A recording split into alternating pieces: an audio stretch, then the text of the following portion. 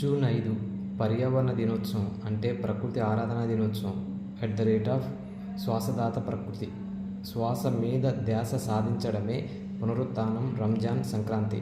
శ్వాస మీద ధ్యాస నాకుందా, ప్రకృతికుందా అని ఒకసారి ధ్యానం చేస్తున్న మొదటి రోజుల్లో ప్రశ్నించుకున్నాను. అప్పుడు శ్వాస ఇస్తుంది ప్రకృతి, నేను తీసుకుంటున్నాను అంటే శ్వాస మీద ధ్యాస ప్రకృతికే ఉంది అని అర్థమైంది.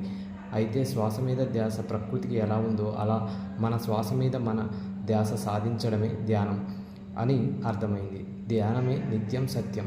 Nature is always right. ప్రకృతి మాట ధ్యానం. ప్రకృతి ఆహారం శాకాహారం. శాకాహారిగా జీవించడం స్నేహతత్వం. భూమిని నీటిని శుభ్రంగా ఉంచడం దైవత్వం.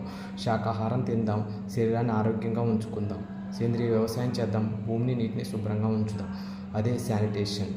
ఏ మతమైనా, ఏ కులమైనా, ఏ జాతి అయినా, ఏ దేశమైనా తినాల్సింది శాకాహారం, ఆరాధించాల్సింది ప్రకృతిని. ప్రకృతి మాతే మనం